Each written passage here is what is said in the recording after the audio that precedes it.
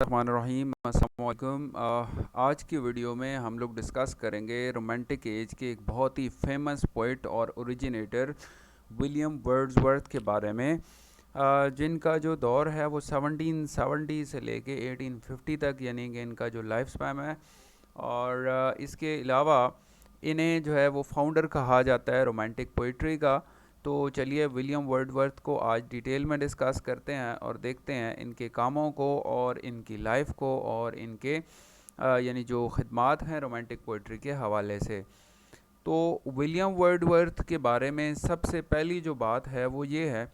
کہ ان کو ایک یہ رومانٹک ایج کا ایک سب سے بڑا شاعر مانا جاتا ہے، اور انہیں اوریجنیٹر کہا جاتا ہے رومانٹک پوئٹری کا۔ اور دوسری جو امپورٹنٹ چیز ان کے متعلق ہے وہ یہ ہے کہ جو پرانے رولز تھے، پوئٹک رولز تھے یا پوئٹری لکھنے کے جو کنونشنز تھیں،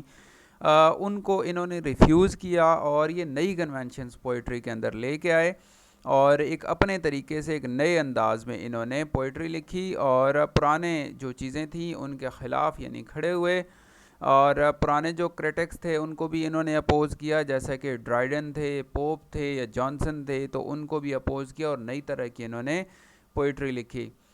انہوں نے جو پوئٹ کے بارے میں کہا ہے کہ ایک جو پوئٹ ہوتا ہے اس کے اندر ایک یعنی زندہ مثال ہونا چاہیے، ایک لائیولی سینسبلٹی اس کے اندر، یعنی زندگی سے متعلق ایک سینسبلٹی ہونی چاہیے، اس کے اندر انتھوزیزم ہونا چاہیے، اس کے اندر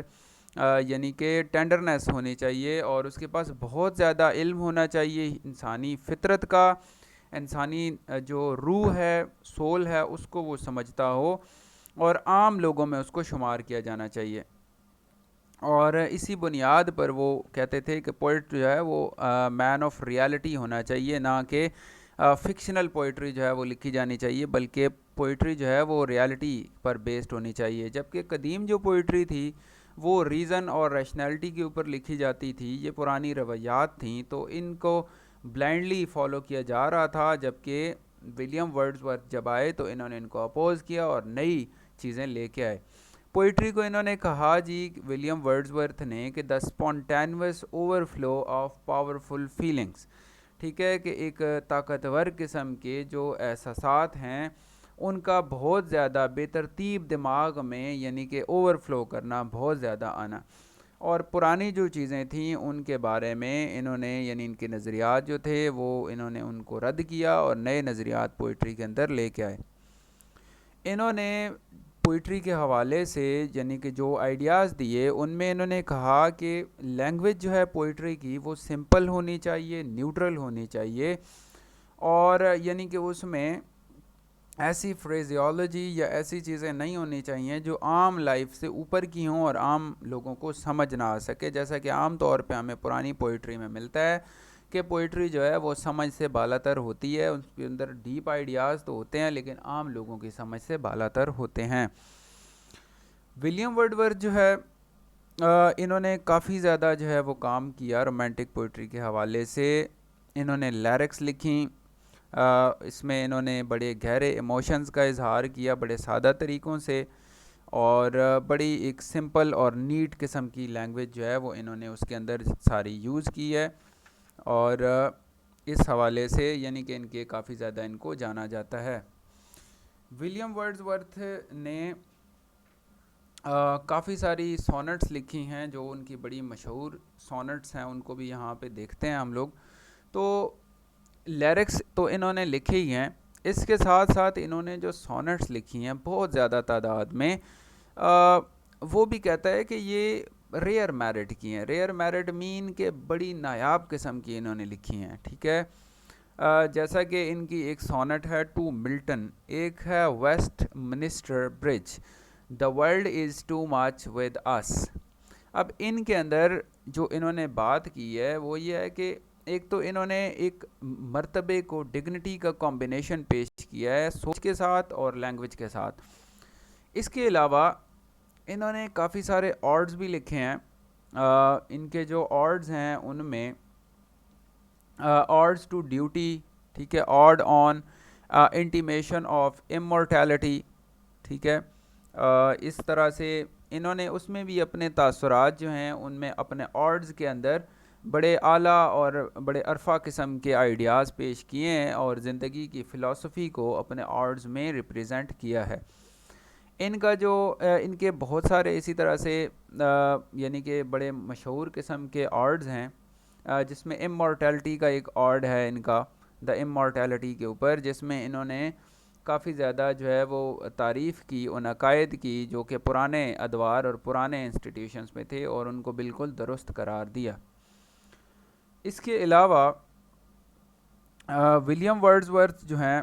ان کو یعنی کہ 3 لحاظ سے بہت زیادہ جانا جاتا ہے۔ ایک تو ان کو نا پوئٹ آف مین کہا جاتا ہے، یعنی کہ لوگوں کا شاعر، عام لوگوں کا شاعر۔ دوسرے لحاظ سے ان کو پوئٹ آف نیچر کہا جاتا ہے، یعنی فطرت کو بھی بہت زیادہ سمجھتے تھے اور ان کی شاعری میں فطرت کی خوب جھلک نظر آتی ہے۔ اور تیسرا ان کو پوئٹ آف ہیومن لائف کہا جاتا ہے، یعنی انسانی زندگی کو بڑی گہرائی سے سمجھتے تھے۔ ان کی جو شروع کی زندگی تھی وہ فرینچ ریولیوشن سے کافی متاثر تھی، اور یہ لوگوں کو یعنی کہ پولیٹیکلی جو ان کی لائفز تھیں ان کو آبزرو کرتے تھے۔ تو انہوں نے زور دیا اس بات پہ کہ ایک سادہ اور ایک نیوٹرل قسم کی زندگی جو ہے وہ انسانوں کو گزارنی چاہیے۔ یہ جو پرانے یعنی طرز کی لائف تھی اور لوگوں کو جو مشکلات کا سامنا تھا، اور لوگوں کو بہت زیادہ یعنی کہ ان کے اوپر ظلم و ستم کیا جاتا تھا، تو انہوں نے یعنی انسانوں کی ویل بینگ کے اوپر بہت زیادہ زور دیا، اور جو کہ ان کے کاموں میں نظر بھی آتی ہے، انسانوں کو یعنی کہ وہ عام زندگی کی جو تلخ حقیقتیں ہیں ان سے باہر لے کے جانا چاہتے تھے،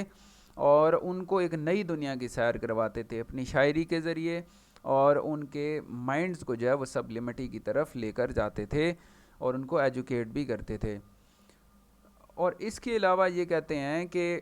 ان کا ایک یعنی انہوں نے ایک فرمان ہے ان کا ولیم ورڈزورتھ کا، جس میں کہتے ہیں کہ دیر از این انٹ